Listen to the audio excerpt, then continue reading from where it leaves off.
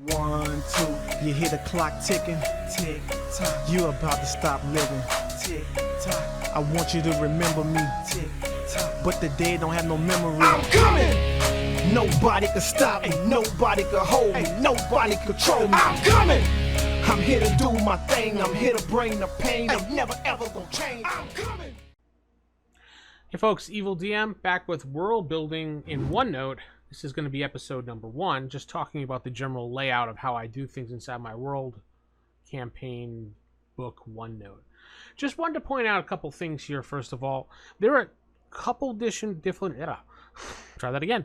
There's a couple different versions of OneNote out there. There's the OneNote app that's universally built into Windows, and that's the one that Microsoft is supporting right now. That's the one I'm using right now that has all the extra features and limited features. It's a little bit confusing, but depending on what office you have, you may have this OneNote here, which is the 2016 OneNote. Now they stopped updating, supporting that with anything whatsoever anymore.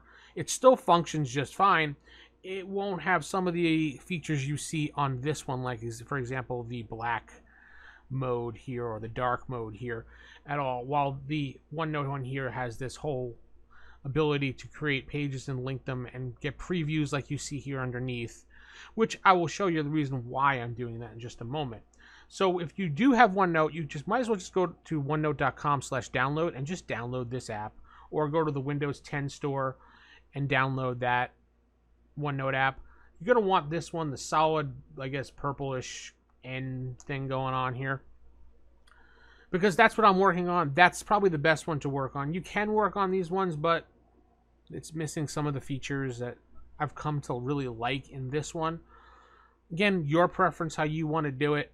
I'm used to this now because I got it for free before I got my Office subscription when I went to school, and I got used to using this, so it is what it is. I like this one the best. But anyway, with that said, let's get this out of here. We don't need that. Just wanted to show that for reference. But first thing you want to do is, if you want this dark mode in here, you're going to want to go to your settings, and you're going to want to go to options. And you'll have it right up here at the top that says color, light, dark, and use my Windows mode. Now see, if you light, it'll go back to this brightness that's going to blind me if I don't turn it off. Use Windows mode doesn't really do anything as far as I've found, but I guess if you have like a darker theme for Windows, which I do, and I don't understand what it exactly does, I've got to look that up, but I stick with the dark theme. I like it. It's a little bit better looking on my eyes and things like that. You're going to want to sync your notebooks automatically online. You get 5 free gigabytes of space in OneDrive Cloud to keep this if you don't want to purchase the Office subscription, which is great because you could use OneNote, sign up for OneNote for free, download it, get your Microsoft account for free, get the 5 gigs, and just focus on this. That's it. And you can go nuts. You're not going to use up 5 gigs in here unless you're going to start putting in these mega maps and stuff like that, which if you want to do that, go for it. After that, you're going to want to click this right here where it says enable page previews and enable experimental features too. I've noticed that you get a little cool things here and there. They pop up as the app updates before anybody else because you're kind of experimenting on it, which may crash the app. So it's kind of up to you. But turn it on. I've never had a problem with that. You're going to want page previews on. Like I said over here, you get that because if you turn it off, see, it's missing now. Turn it back on, you get that page preview. And what that basically does, as you can see here, is it takes the first chunk of writing here in this template section I have here, and it puts it underneath so you know what it is. When you turn it off, you won't see that. And why I've done that is not only to give me a kind of a quick preview what the pages look like, it comes in handy with characters. Now I have 2 templates here. A character template. Now you see what I meant by the armor class, how the preview is? This is my quick little template that I have. And here's my character template. Let me just zoom this out for you. And you can hold down the control key and move your mouse wheel and get an idea. But this is basically how I have my characters, the 1E characters, and this can work for any edition, by the way. If you're watching this and going, oh, it's old school, whoops, and I don't know why you're here if you're thinking this is new school, but it's not. But it still works on any edition D&D. You just have to have your own formatting template. Now I'm playing around with this as we go along, seeing what I need. I have a quick bar up here with all the stuff I need to see if I want to go on the tab without having to scroll down.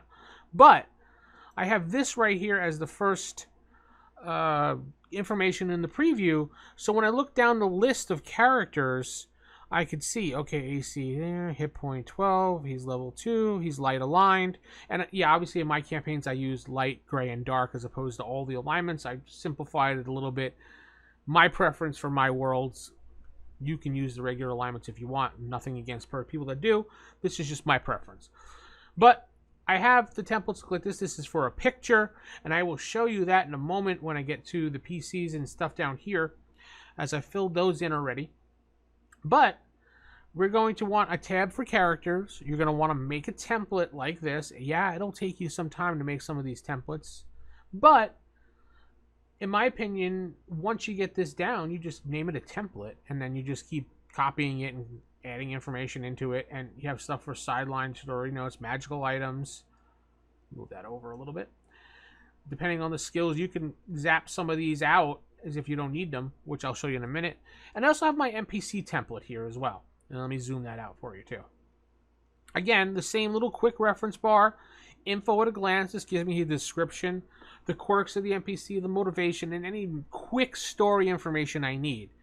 The important story information will go down here that I need to know overall. So if I have an NPC that's doing a certain thing, I'll put the detailed information down here, while up here we'll just give a kind of a quick summary of what he's up to currently in the story. Again, I have the basic information stuff here, saving throws, 2 hits real quick, weapons and attack, so you can just add, +1, blah, blah, blah. Just so you have it here. Also, we have our quick bar here to see that there. Now, let's look at the PCs. Remember how I said the picture? So when you add a picture in, you will see that over here in the quick bar survey. And this also shows up on the iPad, the Mac, and I think it does it online. If you go to Onenote.com, if you don't even want to download the app, I think it may do that. It may not. I know it doesn't do the previews here, so it may not do the pictures. And Onenote.com is basically another option, which I forgot to mention in the beginning. I apologize, but it's just one of those options that's off my radar because it's so limited in what you can do. I would consider that as a last resort. Like if you're, I don't know what you would use it for, honestly, but you could just download the app. But in case you don't have, maybe you have a netbook. Remember the netbooks of like 10 years ago? Those little 10-inch screen notebooks that ran Windows 7 and 8. Actually, some of them ran XP, and they were so small, and the RAM was so bad in them you could barely do anything with them, and they were supposed to be all the rage, but they just turned out to be crap.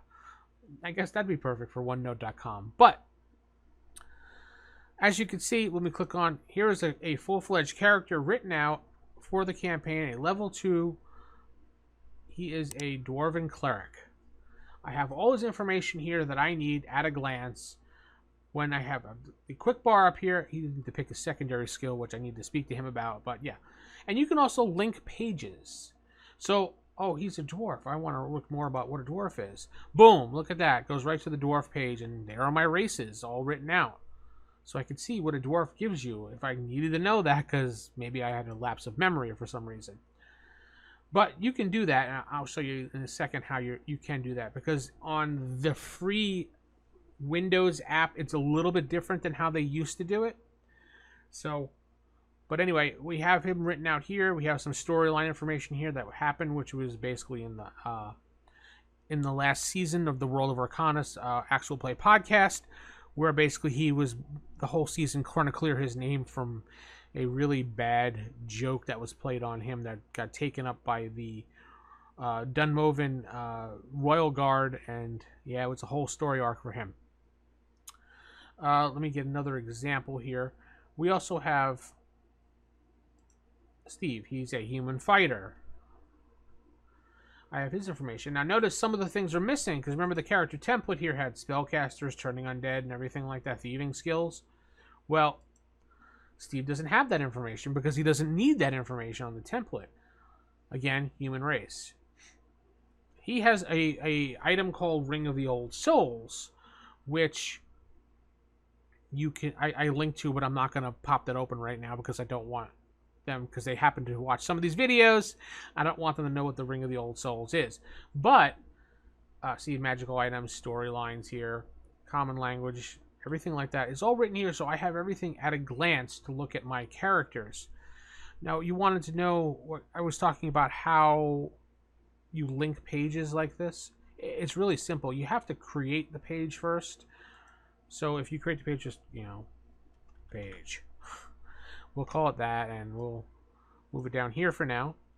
We'll just call it page. And let's say we go back to Steve, and under Steve's notes, we give him the note, Steve has a page.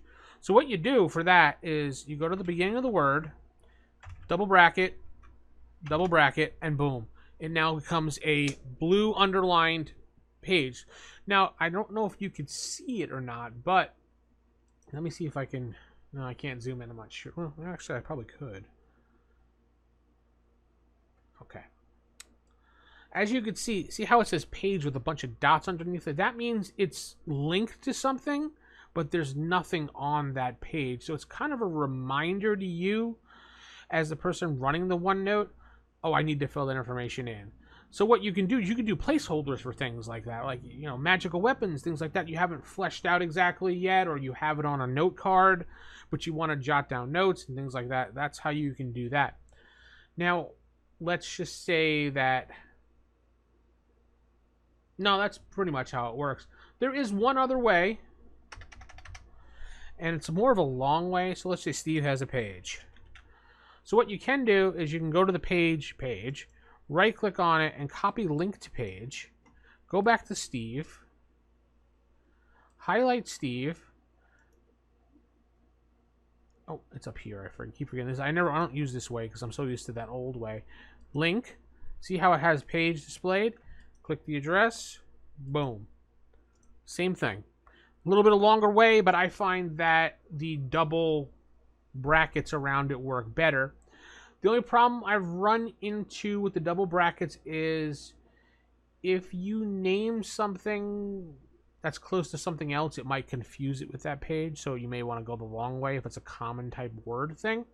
Just always check after you create, click on it, make sure, okay, it went to the blank page. Perfect.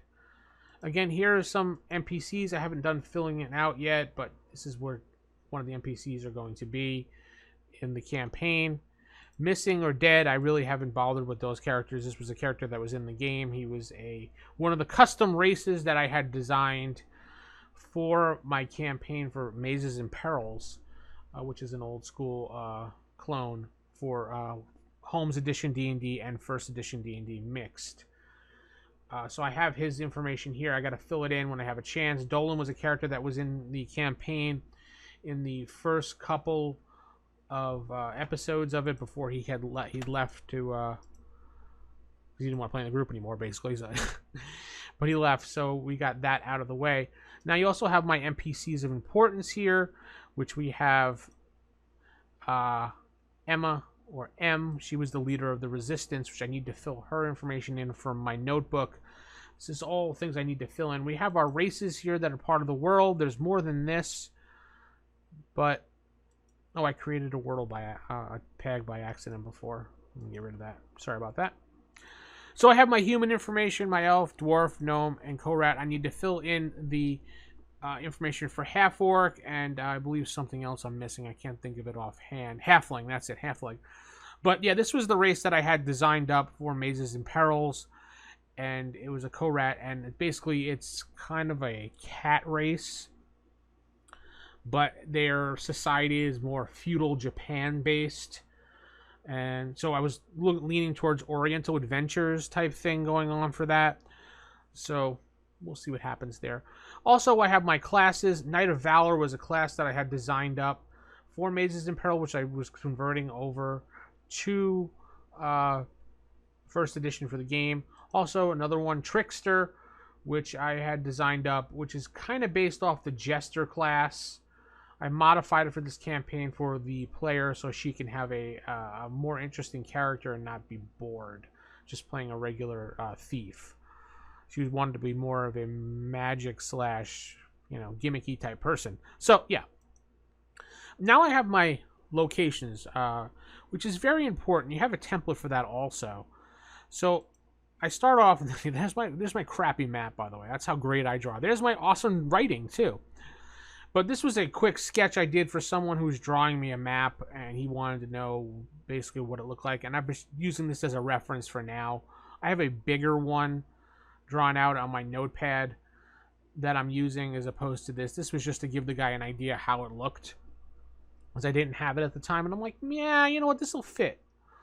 So I have my important areas written here, the breakdown races of the world, who rules the world based on everything, because I have princes and dukes running the world as opposed to just a king.